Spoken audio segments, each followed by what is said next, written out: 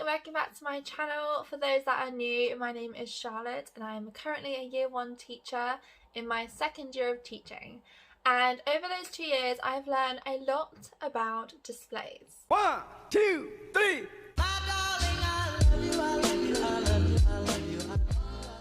When I first walked into my classroom and began to set it up over the summer, there were a lot of empty displays and I had no idea what I was doing. I wasn't too sure on what I would use, what I wouldn't use. I was kind of just using like Pinterest for ideas, maybe being a little bit too extra. And basically over the years I have learned a lot about time saving and what actually is a good use of wall space and what the children actually respond well to. So I thought I would make a little video and let you know tips and tricks and what you actually need in your classroom.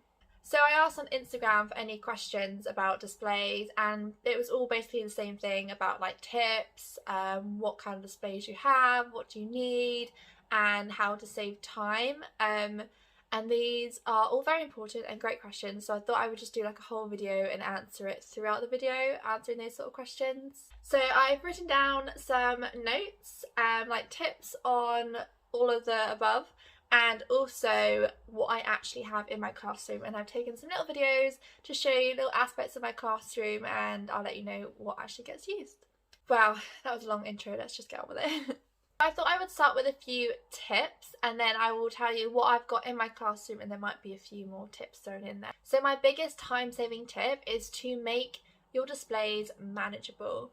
I know it's really fun and a lot of people really enjoy making these like extravagant displays and every term changing the background and doing all these things and doing like 3D stuff coming out, and I love looking at it, but I don't really want to stay after school for a couple hours doing that and doing it every term, and I'd rather just focus on putting the children's work up there and their work kind of taking the priority in centre stage, and it's better for them, it's better for me, and it's all just win-winner. So what I have done, also because I love a very minimum like natural classroom look anyway, it's definitely my aesthetic, I have changed up pretty much all of my backgrounds to a plain background. There wasn't many plain backing paper with the school, so what I actually did, / my mum did, she got this discounted like tree print. It's actually a silver birch tree, like the bark from the tree. It's really natural and she got a bunch of it for 10p. Can't believe it, a 10p a roll, so she got like 16 rolls, so I have enough for a lifetime. So now all of my displays, pretty much all of them, are this lovely natural wood, and it's funny because my class is actually called silver birch and they're all like trees, so the wallpaper matches the name, which is like cute. Every term when I change my topic, I just change the title and replace the work that goes up there. I don't change the entire background because it's just too much effort, and I know it looks great and I have people that I know and love that do that, but I can't do it. Like, if you want to save time, this is such a great tip, like I really recommend it. Rather than having like one term, I had commotion in the ocean, so last year I would do like a water background, and then another one I would do like a mountain top or a different colour like green for like a jungle, stuff like that, and it's just unnecessary. Like, the children's work is enough to show you what your topic's about. And then I have a little table underneath my topic display, and I put like lots of props and like teddies and things and like books or word maps, so it kind of ties in and adds like more interest for the display because the display is quite plain. Another thing I did was actually make my displays smaller. So when I first arrived, the topic display was huge, literally like the whole of this background, and it was exhausting, and by the time I had enough work to fill it up, it was near the end of the term and then you'd have to take it down again and do it all over again. So I've made a much smaller display. It's in the centre of my classroom, so it's like priority spacing, and it takes a lot less time to fill. So I actually changed this. Before it was this huge topic display, I put a giant map there. One, I bought this before I even started teaching, and the first year I didn't really use it because I had no space in my walls because there were all these different displays. But I love traveling, I love geography, and I love showing the children all these different places in the world, and it's really helpful. In my lessons I refer to the map as well, and the children love looking at the map. So what I did, it was like £4 from the works. I put this giant map on my wall, and now I don't have to put things on it all year. Like, the map does all the talking.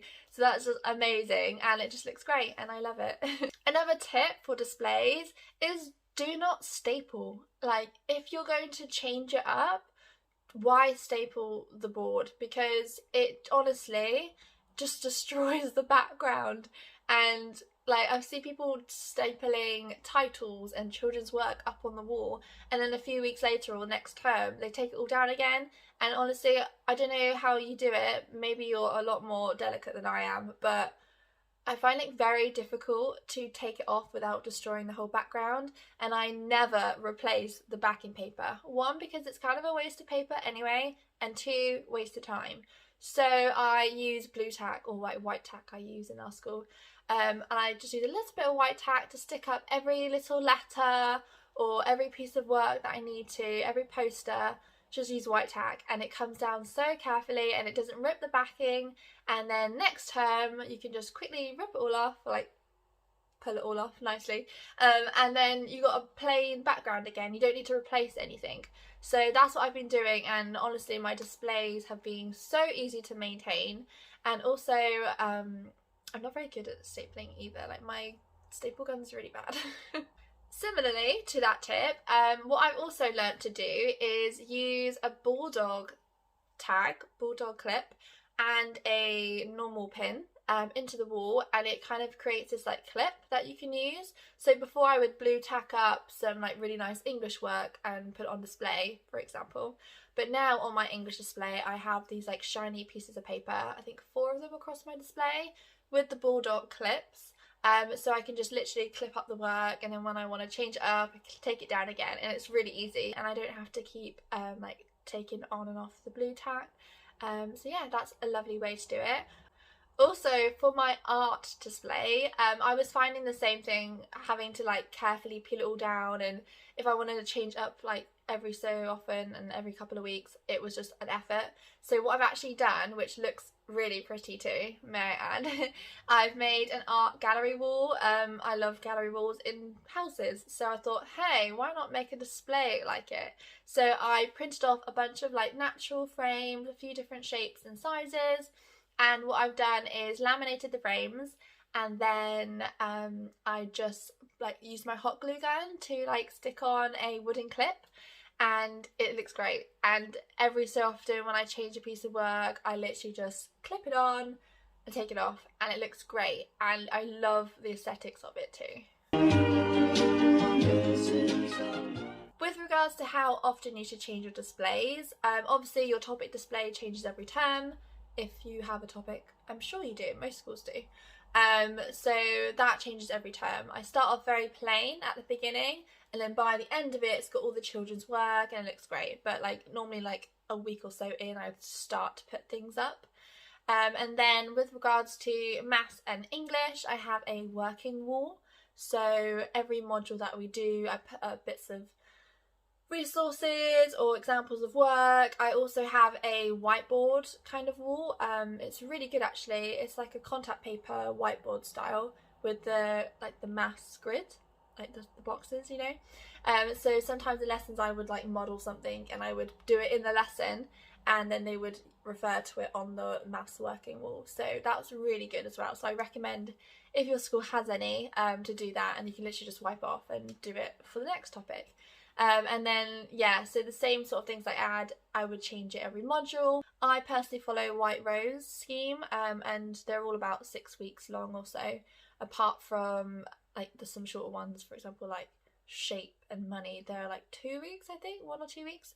So they would be changed more regularly, but normally I keep it up. I also have a few things that I keep up all year round, for example, like the number bonds to 10 rainbows and these little addition subtraction flowers that I have from Twinkle. Also, another thing is don't laminate too much stuff. So I've laminated, for example, the maths, like the rainbows and certain resources that I'm going to keep using and probably last forever and have to like touch it sometimes. Whereas if I'm just doing like the letters for a display, I've completely stopped laminating that now. Actually, I don't think I ever laminated titles, but I literally just print them off, cut them out and stick them down and then carefully store them for next time I do the topic. And there's no need to laminate all of the letters, it's just a waste of time and plastic, so that's something to think about too. I apologise if I'm talking 100 miles per hour, but I have so much stuff I want to tell you and I don't want the video to be too long. So now I'm going to get to what displays I have in my classroom and what you might want to have when setting up your classroom. One really good thing to have is helpful things in your classroom. For example, I've got this gorgeous bunting from Twinkle, which has the capital letters and small lowercase letters, and I use it in my class to help recite the alphabet. The children use it to see how to do a certain letter, and I use it so much. Obviously, if you're in Key Stage 2, you probably wouldn't need that. So think about things that you use in that year group that you'll keep referring to, and that would be really good to have. Also, along those lines, I have like a number line. That was actually already in my class when I got there. I think there's a little frogs, it goes all the way at the top of my classroom, and they have just like, I think it goes up to 100, like 0 to 100, and the children often use that in the class too, and I can see them like referring to it, which is really good. So they're actually obviously using it and it's really helpful for them. Another little display I added when I started were the colours. I made these quite small, so I would probably recommend doing them bigger, but they were literally just from Twinkle and they were the colours of the rainbow, or even more colours than that actually, and just like little crayons with how to spell the colour, and they've been used quite often as well in our work, using it as like adjectives and things. We just point to the pencils and then they can spell it using that to help them. This year I added some displays that I wouldn't need to touch the whole year because I love that. And then you don't need to worry about them for the whole year. They're used, they look nice, and they just add to your classroom without having to like change them up and waste time.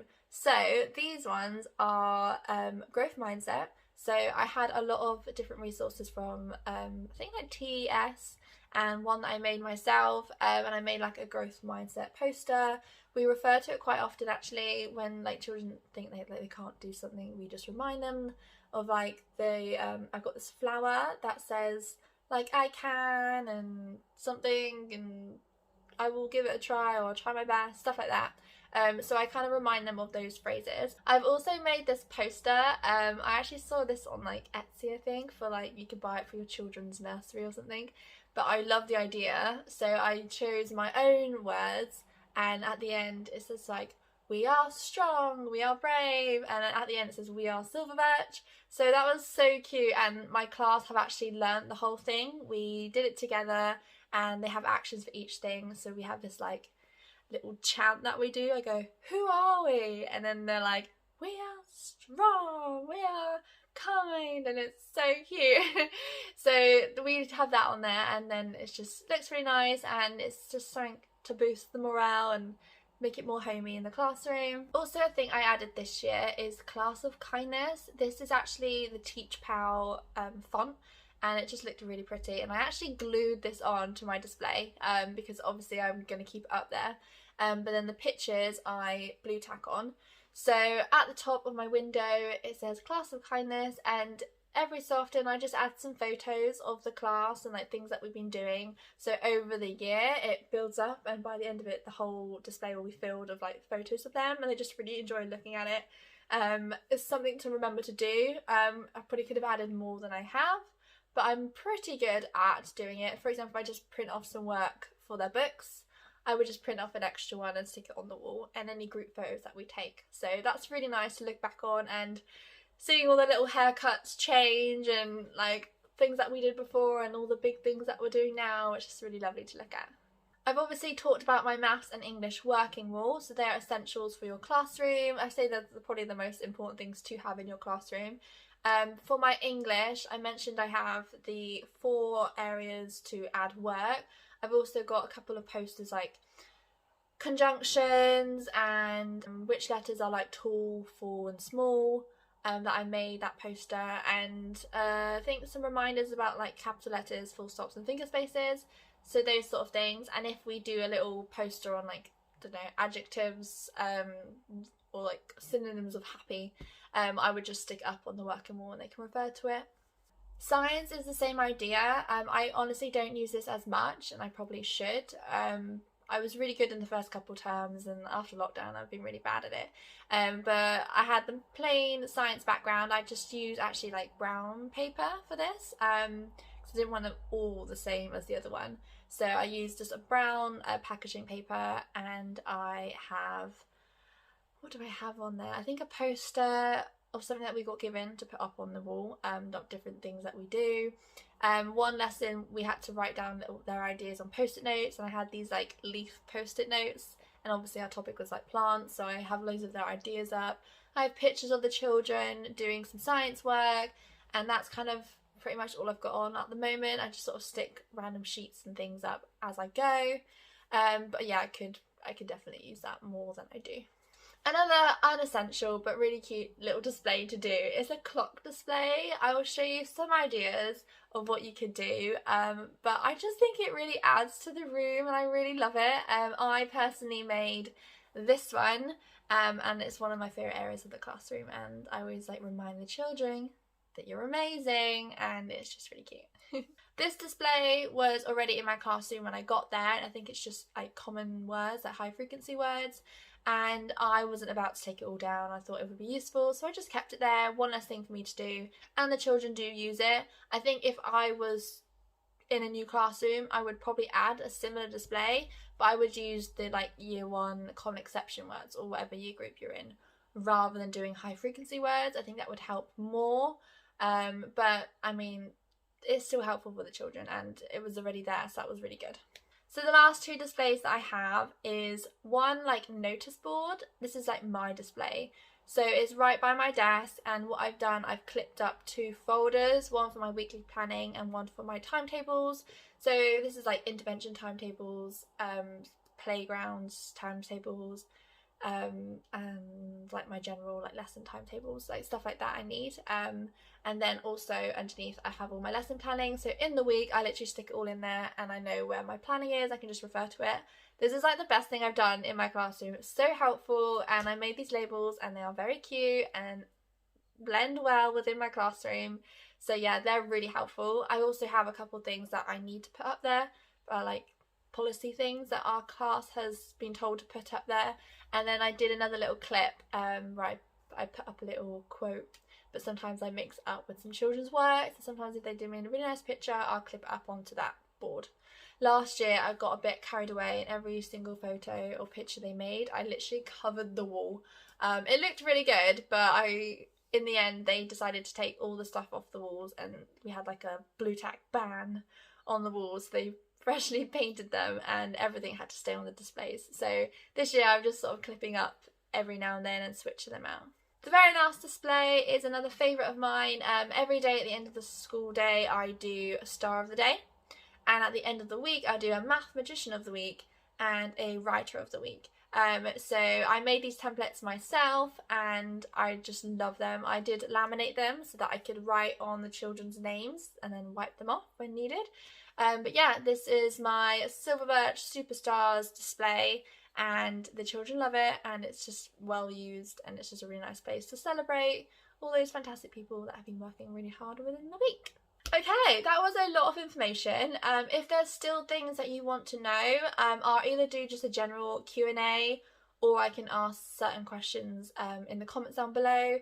But be sure to follow me on Instagram if you want to be a part of like asking questions for Q&As and things. So I often ask my followers on there and then make videos on here. But yeah, thank you so much for watching. Good luck if you are starting your own classroom this year. I'll have a lot more videos coming up for you to help you get sorted, or even if you're already a teacher but you just wanted some help with your displays. I hope it did help, and it's always lovely to see how other people do it. That's why I love Pinterest and Instagram, because you get all these lovely ideas, and I have so many saved from like all these creative teachers all around the world. So yeah, thank you so much for watching, and I will see you in my next video. Bye!